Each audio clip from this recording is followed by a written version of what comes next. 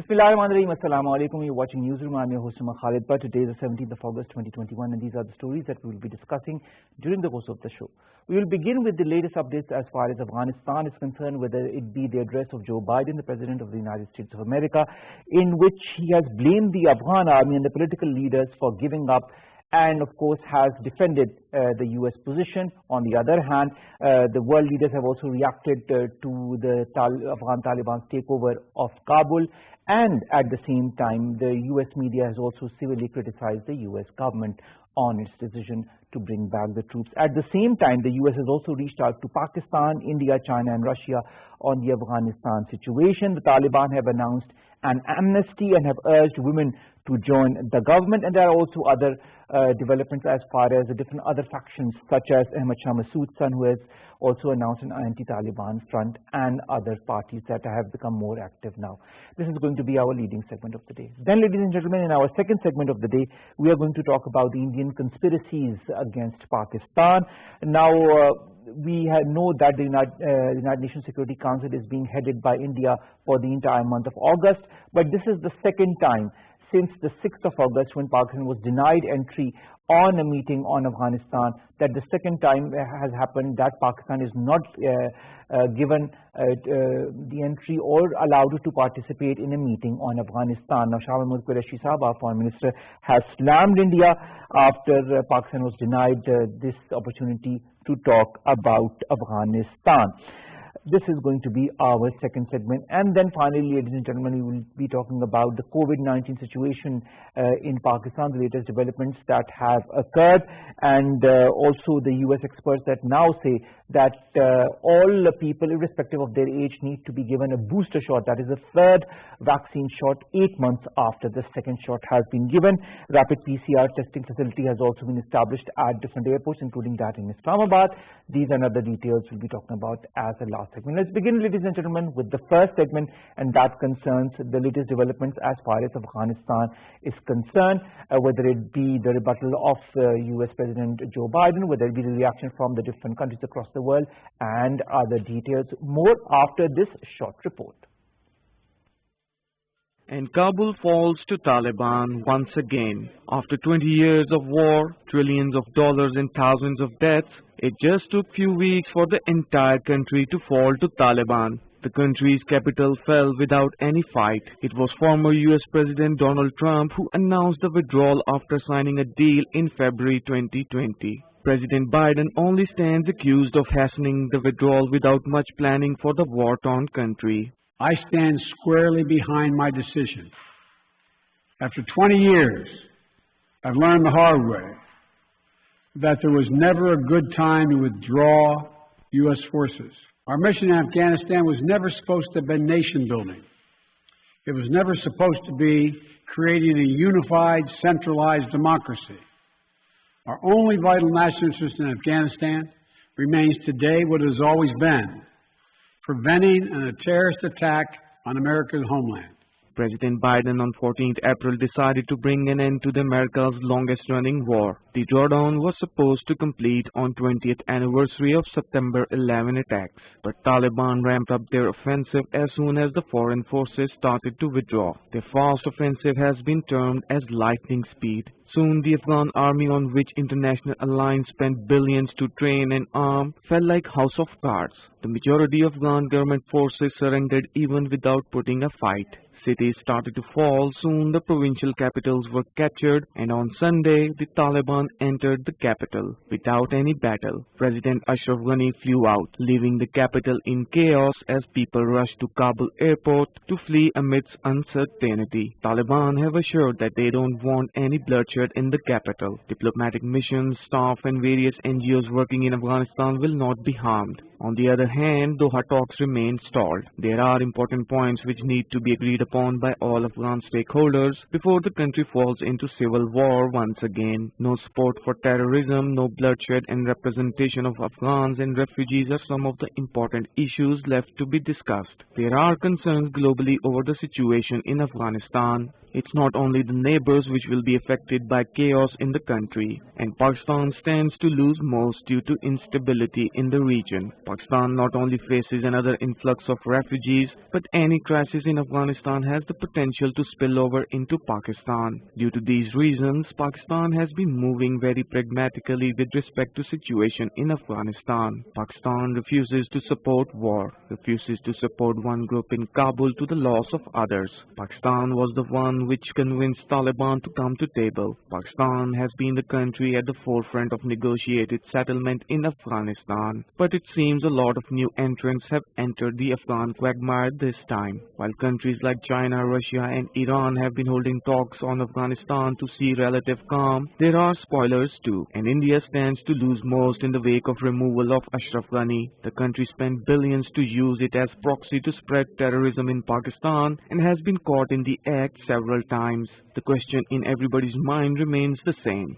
What's next? No one knows for sure. The world needs to be patient and allow Afghans to reach a settlement on their own for their own country and stop taking sides in the conflict which can and will suck many with it if fanned any further. What's next, says our report? Well, what Joe Biden had to say, and I'll quote, he said, "We gave them every chance to determine their own future. We could not provide them with the will to fight for that future." He also said he could no longer ask the US soldiers to risk their lives in the country 20 years on. At the same time, different world leaders have also been discussing the developments as far as Afghanistan is concerned. The British government, the British Defense Secretary Ben Wallace said that the Taliban's takeover of Afghanistan was a failure of the international community. Then there are other leaders such as Iran, whose new president Ibrahim Raisi said that the defeat of the US in Afghanistan must usher in durable peace in the neighborhood, and the military defeat and the US withdrawal from Afghanistan should offer an opportunity to restore life, security and lasting peace in that region. This is what Mr. Raisi said. Brigadier retired Ihsan Shah, the senior analyst, joins us online. Sir, thank you very much to have joined us. You must have heard, sir, what Joe Biden had to say as far as the decision by the US to remove all of its troops is concerned, and of course you've seen the developments as far as the takeover of Kabul by the Afghan Taliban is concerned. How do you view these latest developments, and of course also the development that the Taliban seem to be on a different path now than they were 20 years back?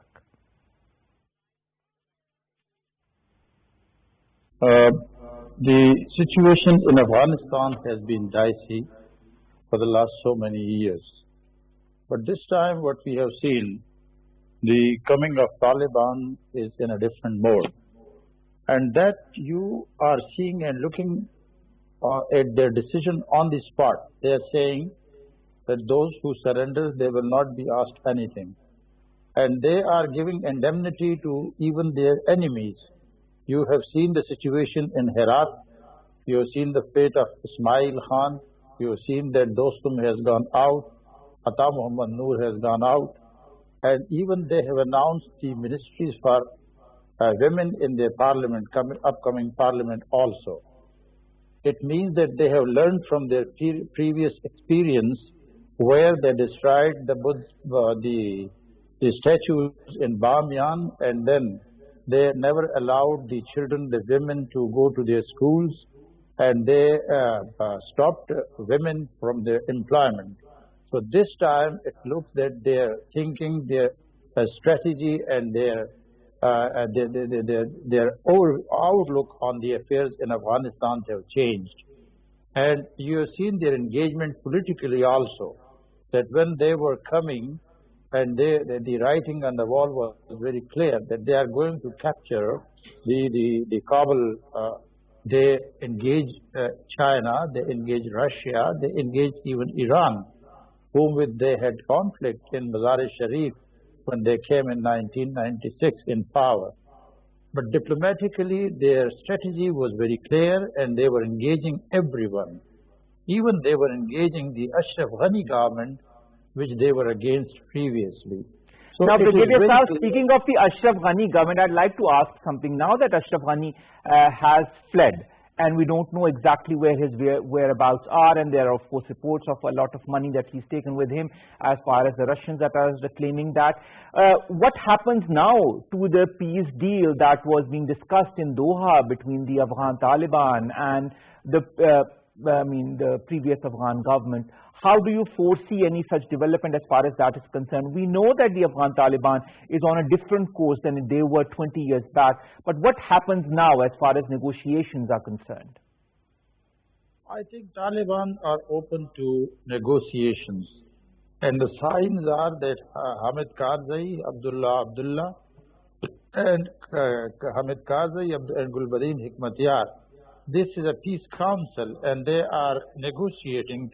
They're coordinating. It's a coordinating council also. So I think if somebody approaches, the Taliban will not stop this movement.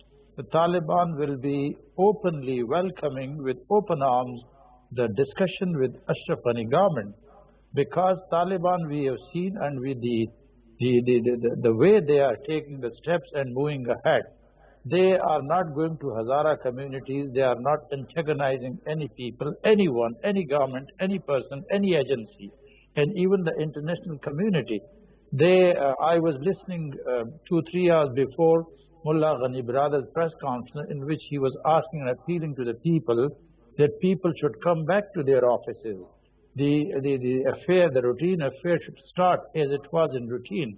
So I think if there is a coordination and the negotiations are arranged between Ashraf Ghani and the Taliban, it will be a good omen, because they have previously told that Ashraf Ghani should step down, and then we are even ready to accommodate him in the future government. So I think... All right. Yes. All right, sir. Also, what about certain other factions such as Ahmad Shah Massoud's son, Ahmad Massoud, who has announced in an article in a French magazine that he's joining an anti-Taliban front? What about factions such as his? Do you feel they are going to pose some kind of a threat, some kind of an opposition to the current Afghan Taliban? I think this time the situation is different, because when in 1996 the Taliban came, there were factions. They came by force. They killed Dr. Najibullah also. They bombarded and they bumped into the United Nations embassy also. And they were embarking everywhere and killing every enemy. They were in a different state of mind. But this time you have seen that Herat, which Ashraf Ghani government was banking upon, and the Dostum, Ata Muhammad Noor, all these warlords and different communities which were opposing Taliban in the previous regime, he was thinking and basing his analysis went wrong, because he was calculating this, that these people will come up, they will be up against the Taliban, but they did not. It seemed the pace of Taliban to capture Afghanistan with 34 provinces has been so rapid, and these indicate that people in Afghanistan are welcoming. They are welcoming Taliban. That's why, because they're tired of killing and bloodshed inside Afghanistan.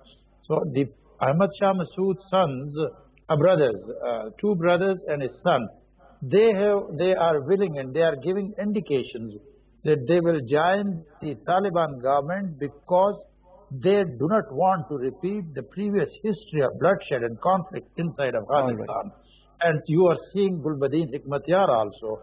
And you have seen that when Ahmad, then in Herat, Ismail Khan was arrested, he was let free. And then you have seen Dostum was also not stopped. Ata Muhammad Noor was also not stopped. It means these all are the indications that there is going to be unity, much more consensus, and we expect that this time Afghanistan will not be fragmented, it will be united Afghanistan. All right, Brigadier Sahib, also on the one hand, Joe Biden lays the blame on the Afghan government, on the Afghan forces, on not to have braved the front against the Afghan Taliban. On the other hand, it has also reached out to Pakistan, to China, to Russia, and to India as well, as far as the future of Afghanistan is concerned. How important do you feel now is going to be the role of the United States of America after the withdrawal of its troops from Afghanistan?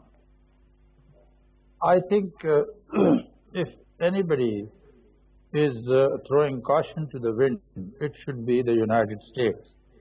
Because United States wanted to bring peace inside Afghanistan. They wanted to kill Usama bin Laden, to finish Al-Qaeda here in Afghanistan, because they were threat to the peace in the region also, and to the world also. And they were in the mood of retaliation also. But now American troops have remained on the Afghan side for continuously 20 years. So it is clear, and we know, acknowledge that Biden has said that their mission was not building Afghanistan, but their mission should not be in future to destroy Afghanistan. They are superpower. Their aim should be to bring tranquility, peace and progress inside Afghanistan, so that the region and the world should benefit. And it is in the interest of the United community, that the national community, the world community, the regional community, that peace should prevail inside Afghanistan, because enough is enough. Afghan peoples have suffered so much. Of course, for decades. For decades, 40 years, 4, 5 decades, they are seeing that it is an ill-fated land, ill-fated nation, and I think the world should come to the mercy to help Afghanistan and take these people out of these crises. All right. Now, speaking of world leaders and the world community, you talked about that. There has been a lot of reaction emanating from the world bodies, whether it be the United Kingdom, or whether it be the United Nations, or Iran, or Australia, or for that matter, Canada as well. I mean, most of them state that they feel deceived by the current state of affairs in Afghanistan. And the United Nations is quite concerned about the future of the people of Afghanistan. We saw videos. There is certain understatement of what the people of Afghanistan might go through in the next couple of weeks. What is your opinion and perception of that? I think everybody is reading the present Afghanistan through the lenses of the previous Afghan regime, which was there from 1996 to 2001, when the 9/11 incident occurred. Everybody is reading that, and everybody is afraid of that situation. But I think Taliban have learned a lot, and you have seen these steps which they have taken, that they are not retaliating, they are not punishing, they are not destroying, they are not looting, they are not plundering. So this is I think a sign of consolation and a sign of comfort for the world community should be. When you are talking of diaspora outside Afghanistan in different parts of the world, they are in UK, they are in USA, they are in the whole Europe, they are in the different parts of the world. Yes, they are out of the country and they are not on ground. But those people on ground, they should ask from them. Wherever in the 34 provinces the Taliban have gone, people have welcomed them. People have surrendered. Even the Biden and Ashraf Ghani were boasting that Taliban cannot come to Kabul because 3 lakh Afghan national defenses, well-equipped, well-trained, are there. But you have seen the condition. When they read the signs on the wall, that Taliban are not killing them, Taliban are retaliating, they are bringing peace to Afghanistan. Exactly. There seems to be a new face of the Afghan Taliban that we are seeing this year in 2021. A face of peace, a face of cooperation, and a face of prosperity and stability for Afghanistan. Thank you very much, Brigadier Ihsan Shah Sahab, security analyst, and of course senior analyst, to have joined us and to have talked to us about the latest situation that is emanating from Afghanistan. Let's go to our second segment, ladies and gentlemen, that concerns India. And of course, this is the second time that Pakistan has not been allowed to talk in a meeting by the United Nations Security Council on Afghanistan, when Pakistan has been an extremely important partner in order to bring peace in the country and to bring forth two parties, that is Afghan Taliban and the Afghan government, together for peace talks. More in the following report. The quick Taliban takeover of Afghanistan is purportedly the colossal strategic game changer of the region. The new strategic calculus of South Asia is witnessing many winners and losers of Afghanistan's endgame. Among the biggest strategic losers of this 21st century quagmire is India, emerging as a blatant loser in Afghanistan owing to its billions of dollars strategic investments in the country aimed at fomenting instability in Pakistan. Now exhibiting its visceral rivalry towards Pakistan, India, as president of the United Nations Security Council for 1 month, again denied Pakistan to voice its concerns over Afghanistan when the country stands at the crossroads. Earlier, when Afghanistan was embroiled in fierce cede and regain saga, India denied Pakistan an opportunity to address the 6th August Council session as a neighboring country with a direct stake in peace in Afghanistan. The Foreign Minister Shah slammed India for politicizing the multilateral forum and propagating partisan, obstructionist designs at critical juncture. Now, during a telephonic conversation with the United States Secretary of State Antony Blinken, the Foreign Minister Shah underlined that Pakistan would remain closely engaged with the United States and other international partners for promoting a peaceful and stable Afghanistan. The Western-backed Afghan regime, in connivance with the Hindu nationalist BJP regime of India, left no stone unturned to castigate and malign Pakistan for their own blunders in Afghanistan. Another case of malicious Afghan government-Indian regime nexus against Pakistan is information warfare and the battle of narratives discovered by Islamabad Policy Research Institute, which is being pushed in a coordinated manner by Afghan, Indian, and the PTM accounts. Despite Pakistan's spectacular role as honest broker in Afghanistan, there were desperate Indian attempts to sabotage Islamabad's peace endeavors. Pakistan is Afghanistan's irreplaceable economic lifeline. Hence, these partisan tactics are counterproductive. To talk more about the latest situation that has emanated as far as Pakistan's denial of its entry on a important meeting on Afghanistan is concerned, the second time this has happened after the 6th of August, we've been joined by Usama Nizamani. He's a researcher with the IPRI and also foreign affairs expert. Thank you very much, Usama, to have joined us. Usama, what do you make of this second attempt by India to disallow Pakistan to be part of a meeting, an important meeting as far as Afghanistan is concerned, looking at how Pakistan has worked on the future of Afghanistan and Pakistan's stance on an Afghan-owned and Afghan-led peace process? Thank you very much, Omar and PDV, first of all, for having me for this segment. I think, as you just mentioned it, India has not done this for the very first time. It has done this previously when, unfortunately, the fact being that, it's being done at a time when Afghanistan, and especially Kabul, is undergoing such a critical juncture in its 4 decades of history.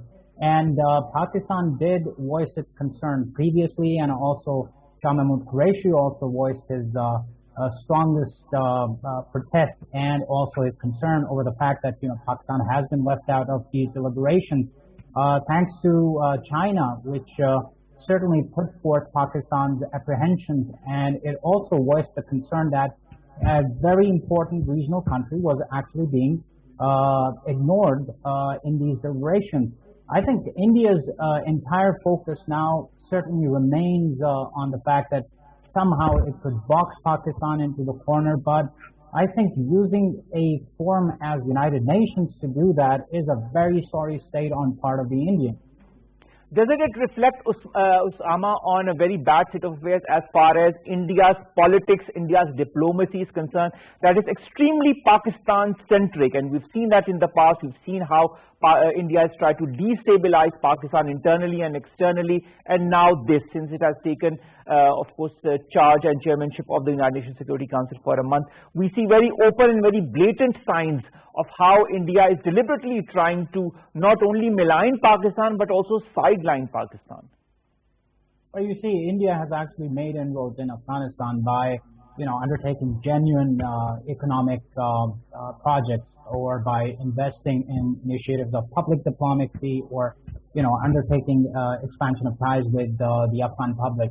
But on the other hand, the primary target of most of these initiatives and investments has only been to somehow target Pakistan. There is very reasonable evidence to believe, and Pakistan's National Security Advisor, Pakistan's Foreign Minister, DGISPR also, they all have come on record with credible evidence on India's involvement in various terrorist attacks that were undertaken not just against Pakistani nationals but also Chinese nationals in Pakistan. So that somehow goes to show that India has been using Afghanistan as a way to further undertake acts of destabilizing Pakistan, and that in a way puts or shows where India's primary priorities were.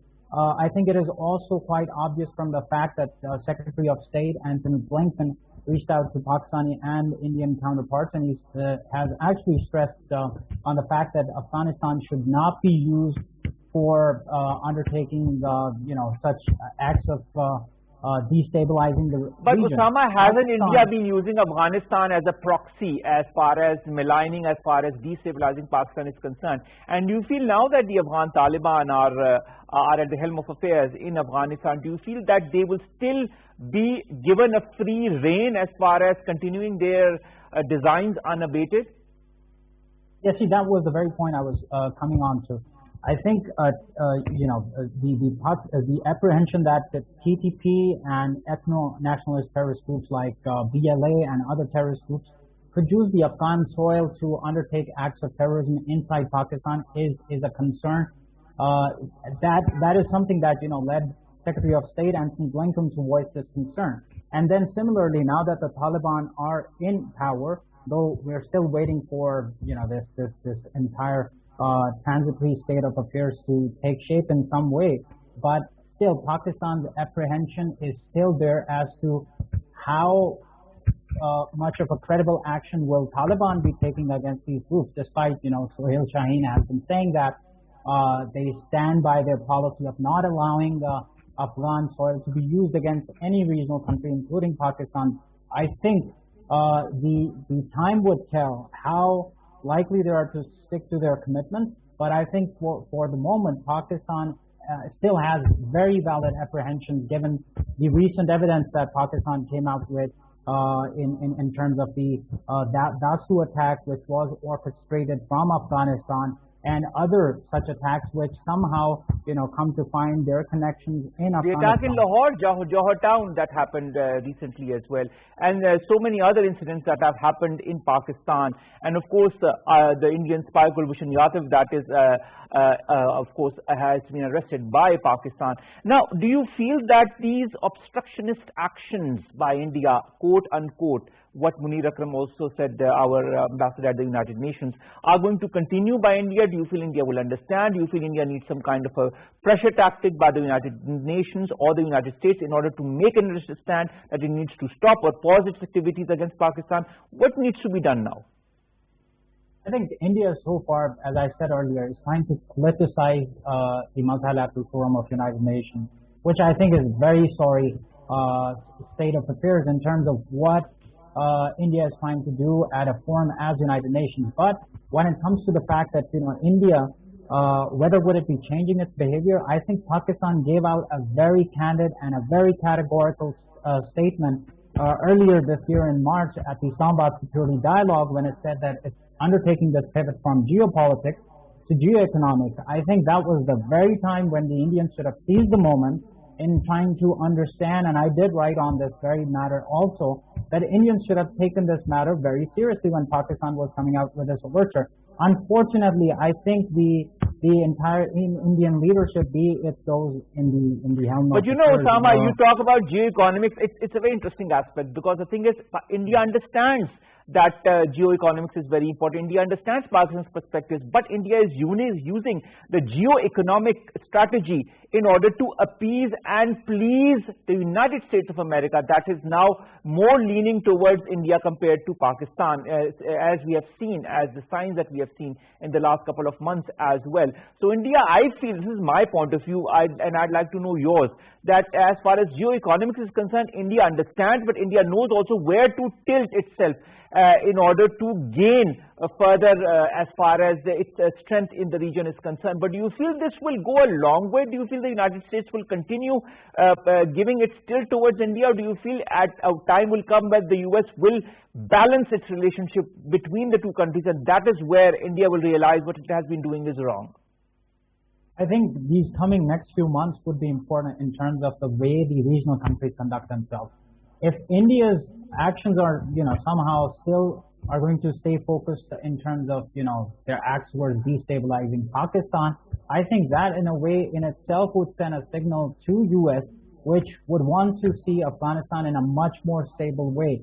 I think right now at this present moment within the United States and among various scholars, there's a debate taking place regarding, the credibility of the U.S. itself in the way that it has actually, withdrawn from Afghanistan. So I think the U.S. would actually be very much interested in making sure that its credibility remains intact, and it would like to see a much more stable Afghanistan.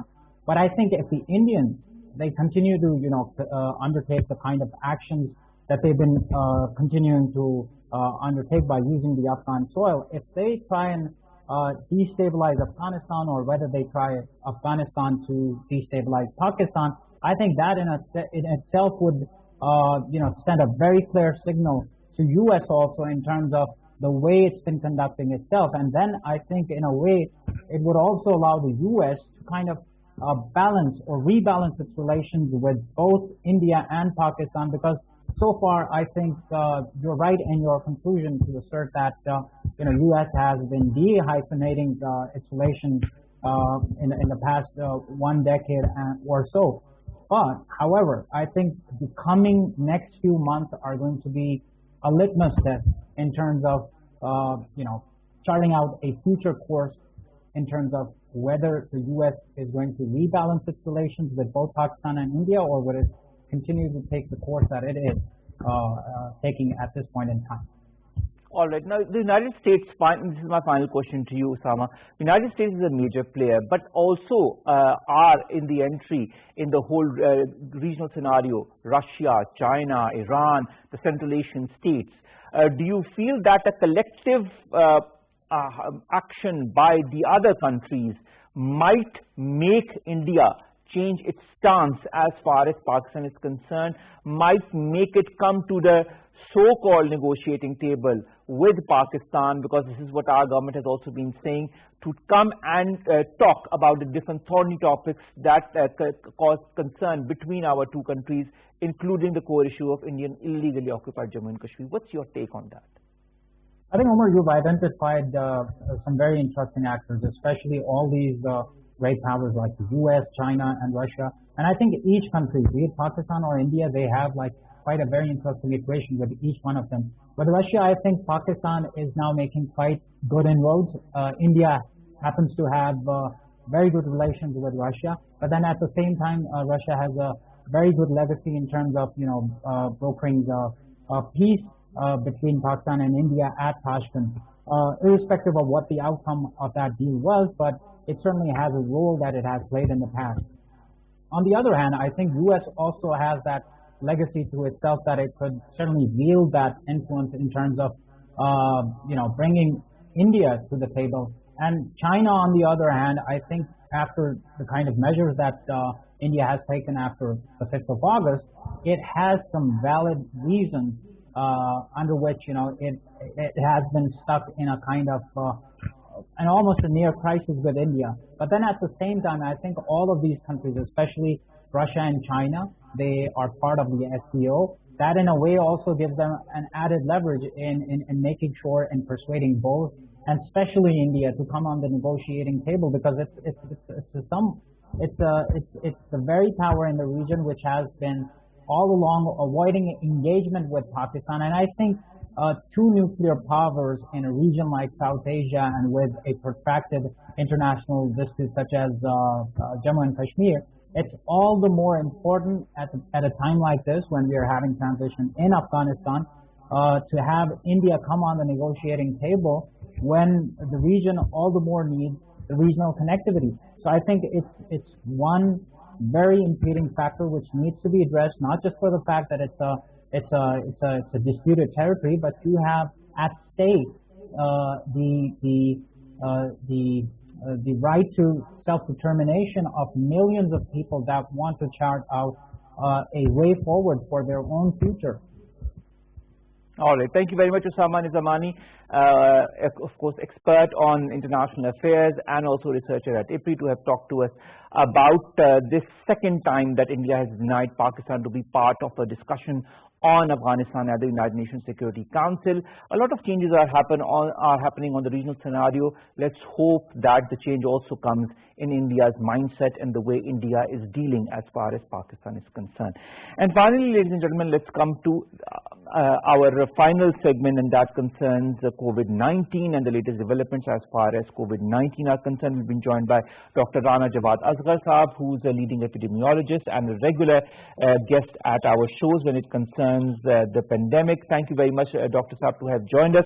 Dr. Saab, US experts are now recommending a third jab, a booster shot of the COVID-19 vaccine 8 months after the second dose. Do you feel this is going to be reciprocated across the world, or will it remain just in the US? Thank you for inviting Omar Saab. This has already been being practiced in at least a few Middle Eastern countries. The countries like Bahrain and others, which gave Sinopharm initially, have recommended their healthcare workers to get a booster dose of Pfizer or Moderna, which are basically RNA vaccines. So this has already been started, and I believe some countries in Asia-Pacific region are also doing it. So it's the matter of availability that the booster doses will start. All right. Now, Dr. Saab, what is this mix and match as far as the different vaccines are concerned? You just said that people who've taken Sinopharm are now being given booster doses of Pfizer or Moderna. Do you feel this is going to boost further the immunity of the people? Have studies been done as far as the mixing and matching of the vaccines are concerned? This has been, the research has started, and the initial result, some initial result on very small studies showed that there may be some benefit of mixing those vaccines because they are made by different methodology.